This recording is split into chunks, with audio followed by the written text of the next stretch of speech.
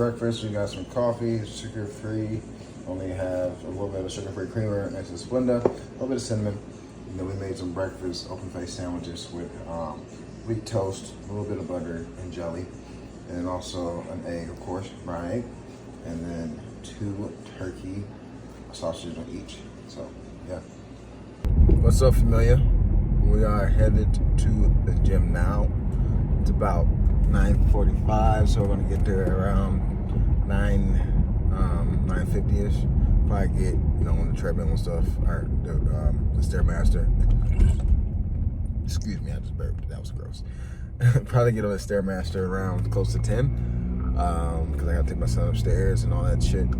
But today is full body push. We're feeling pretty good. Got a decent little breakfast in. Got our energy drink in, so we got caffeine in us, and from energy drink and coffee. Got enough sleep, so we're not sleep deprived because our new job allows me to actually get enough sleep. So yeah, we're feeling pretty good. I'm excited for this workout. I am a little bloated. I am a little constipated because, as you guys saw yesterday, I ate like fucking shit. So my goal for today is to eat a lot better than I did yesterday. But as you guys know, I started a new job, so I was kind of running around a lot and trying to figure out my new schedule and all that stuff like that. So, every now and then it's okay to do that. It's not, a deal breaker. It's not detrimental. The worst thing that could possibly happen is, you might have a little bit of indigestion, bloating, hold a little bit more water because of high sodium content, which is not totally that bad for me because I work out and sweat a lot. Or you just don't feel as good the next day. So it's all good. We're not going to complain about it. We're not going to make any excuses. We're going to just do the best we can today in the gym. Guys, like I always say, make sure you guys, motherfuckers, all of you who are watching, take the time out to go exercise, go walk, go bike, go hike, go jog. I don't care what it is. Make sure you're going to do what you need to do in a fitness-related aspect. No being lazy, no being complacent, no saying tomorrow. I don't care if you only have 30 minutes, figure out a way to exercise in 30 minutes. Do something that's going to get your blood pumping, your heart pumping, your heart rate up, get you sweating, get you burning calories, and get you being more healthier than last time. And also make sure you're eating as healthy as possible. Unlike me yesterday, eating lean proteins, as you guys know, vegetables, fruits, whole grains, things high in fiber, high in water. Stay away from the sugars. Stay away from the saturated fats from bad sources. Get healthy fats in like avocado, nuts, olive oil, stuff like that. Make sure you get enough water. Make sure you're staying hydrated. If you're a huge exercise nut like me, make sure you get some drink with electrolytes in it, like a Powerade, Gatorade, or Body Armor, something that has electrolytes in it. Water isn't the only thing that hydrates you. Electrolytes like potassium, sodium, things like that. You need that for hydration. So those don't think you're drinking purified water to get hydrated. You need other things too, other minerals that's gonna help you stay hydrated. So if you're someone that sweats a lot, make sure you get enough sodium and potassium.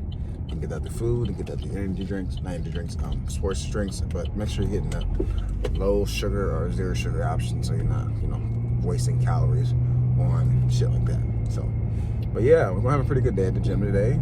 Like I always say, fuck the haters, chase your dreams, go after what you want to go after. Let nobody tell you can't do it. Fuck those motherfuckers. Don't let haters stop you from pursuing your dreams. But I might talk a little bit longer after the gym. I'm gonna keep it a little bit short just because I'm pulling up now and I'm trying to get in and get out. I'm gonna try to take a shower today, so my car doesn't smell like a fucking gym sock. So as you guys know, I'll be showing you what the fuck I'm doing today. So see you guys in a second. So look at my big-headed ass as we get warmed up. And here we go, starting off with some hack squat. As you guys know, phenomenal fucking exercise for your quads. That's why I'm doing it. Full body push day. I want to start off heavy, hard, and sweaty. So why not start off with this? Especially because this is a more quad dominant day. So that's why I start off heavier.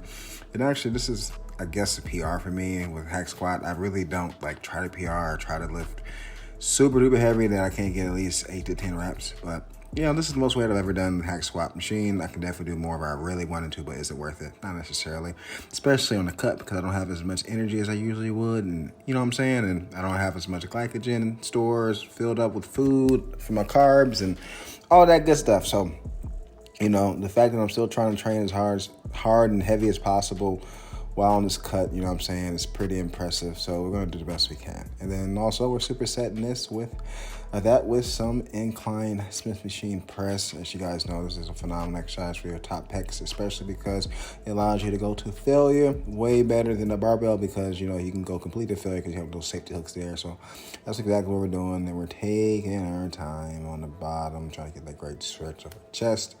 And also, you know what I'm saying, it takes away the stability aspect and you can just focus on hypertrophy. So, you know, a Smith machine is great as much as a barbell, really depending on your training style and what you're trying to accomplish. So, yeah.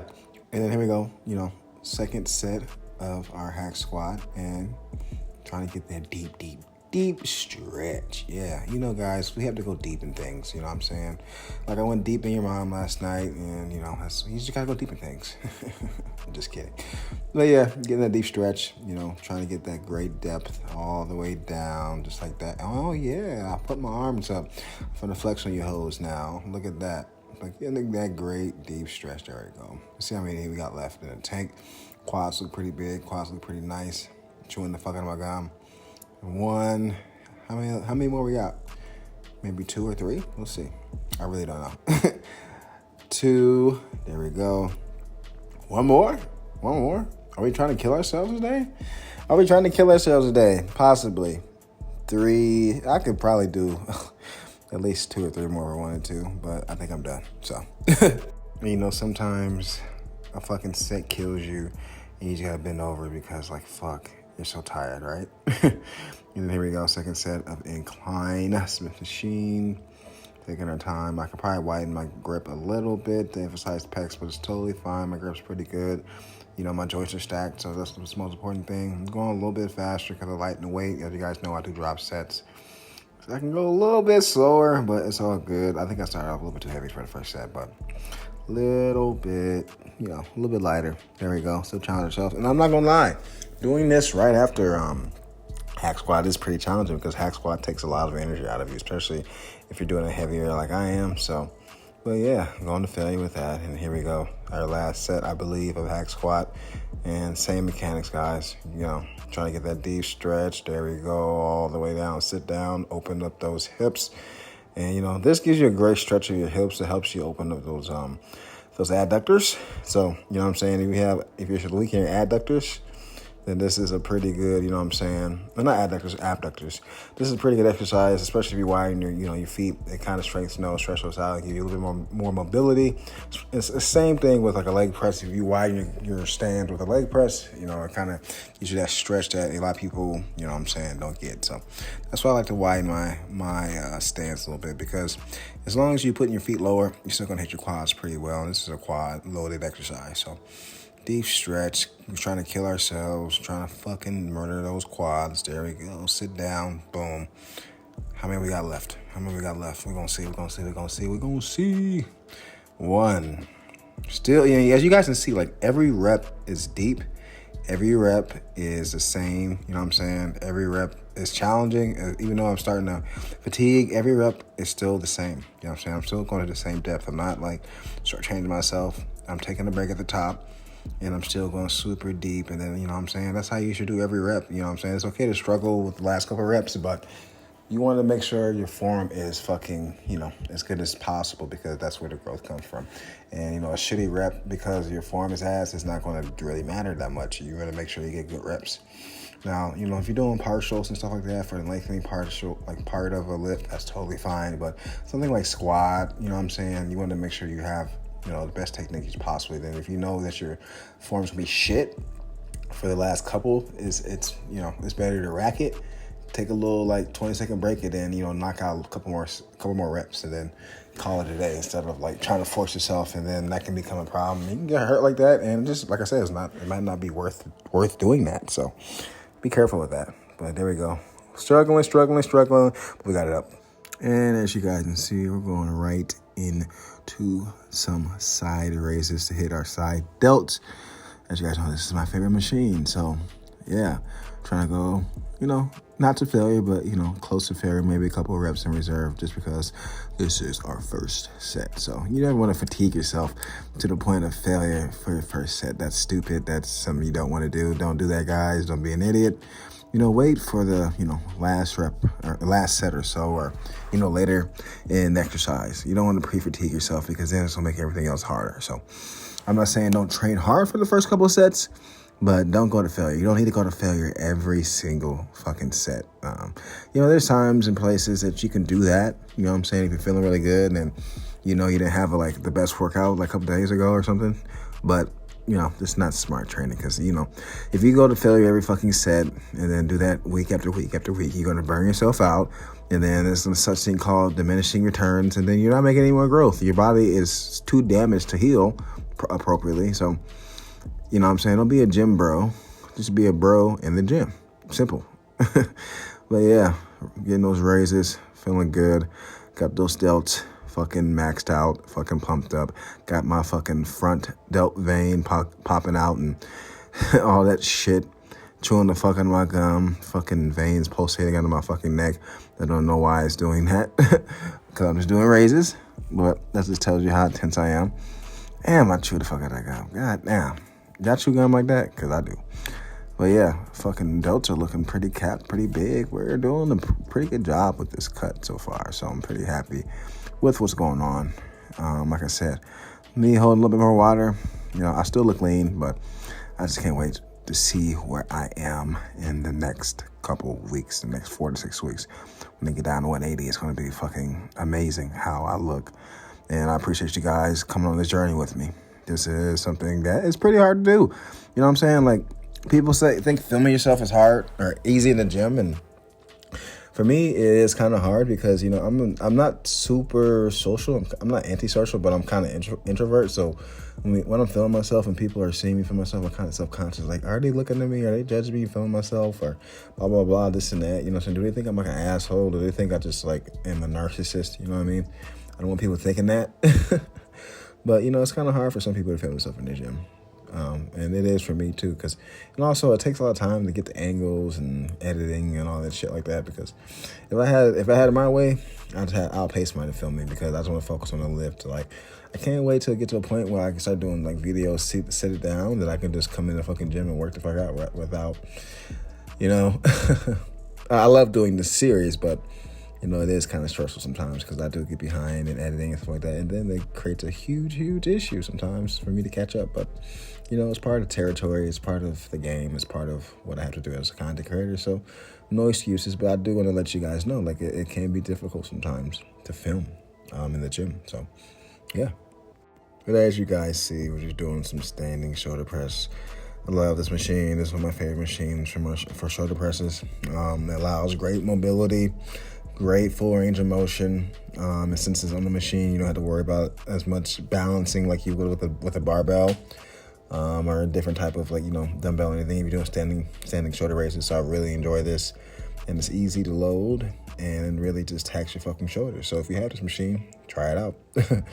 My fucking shoulders are fucking destroyed. And then also too, I'm the type of person that would rather do a shoulder press movement after I do a raise movement, just because my main priority is my side delts, because that's what really gives you that big shape of capped off delts and stuff like that, is your side delts.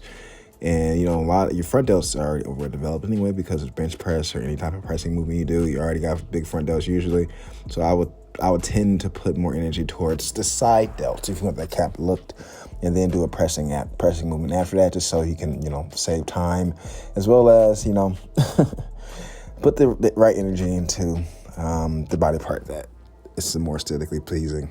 And also, you can a lot of people can ego lift when it comes to shoulder pressing, so that's also another thing too that will help, is doing side raises first. As you guys can see, we're doing a tricep push down machine. Just want to switch up a little bit. I like this machine because it allows you to get a great full range of motion, really stretch those triceps out, and it also hits your chest too. It's like a dip, feels like a dip kind of too. So if you don't have if you're not strong enough to do a dip or do a lot of dips for a deep stretch, a dip machine is totally fine to hit your triceps and to hit your chest. If you want to hit your chest a little bit more, you just lean forward slightly, and then it'll hit your chest a little bit more and get a little bit of deeper stretch. So yeah. And yeah, we're hitting some pec deck with that as well. And we're going all the way back to try to get that great stretch, as you guys know. Doing this with the dip machine definitely made my fucking chest pump up and definitely burnt that bitch out. Like, whew, I'm not gonna lie, the shit fucking hurt a lot.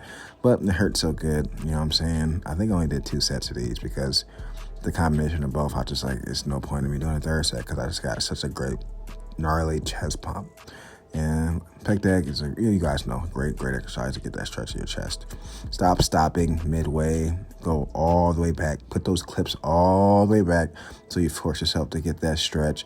Stop fucking loading the fucking weight up all the way to 250 fucking pounds and trying to force your fucking self to do the fucking concentric part. That's not the most important part. The most important part is definitely the stretch portion, the eccentric phase. So train smartly if you guys really want to grow your chest, guys. Seriously. And here we go, second set of our tricep push down. Boom. Boom. Taking our time up, getting that great stretch. Bam. Yep, just like that. I'm not going to bore you guys. You kind of know what's going on. And here's our last set of our chest flies on pec deck. Just opening it up. Trying to act like we're flying like a bird. Allowing that shit to push us back. I could have went back a little bit farther. If you do it like this, like I'm telling you, bro, your chest is going to have a gnarly fucking stretch, gnarly pump. It's going to hurt. This, like, I think these flies give me the hurts more than any other chest exercise because it just opened up that chest and really fucking you up. Look at my face. Like, oh my God. Like, look at that. Like, get his tail. And then, of course, finishing up on the elliptical for some extra cardio. And I got hungry, so I got me a chicken sandwich from Culver's and some mashed potatoes to kind of save a little bit of calories instead of getting the fucking deep fried fries. So, yeah. For our next meal, we're going to have an open face sandwich with a little bit of turkey, slice of cheese, banana, apple, of course, and 2 yogurt cups, fat-free, sugar-free yogurt. So as a little pre-snack before we have dinner, because I really don't have that many groceries and I'm very, very hungry, so I don't want to fucking stop at McDonald's. That's what I want to do, but I'm not because I'm trying to eat healthier. As you guys know, we have some protein pancakes, 3 of them, only 190 calories, and then 14 grams of protein, and then we have these turkey sausages as well. So, yeah.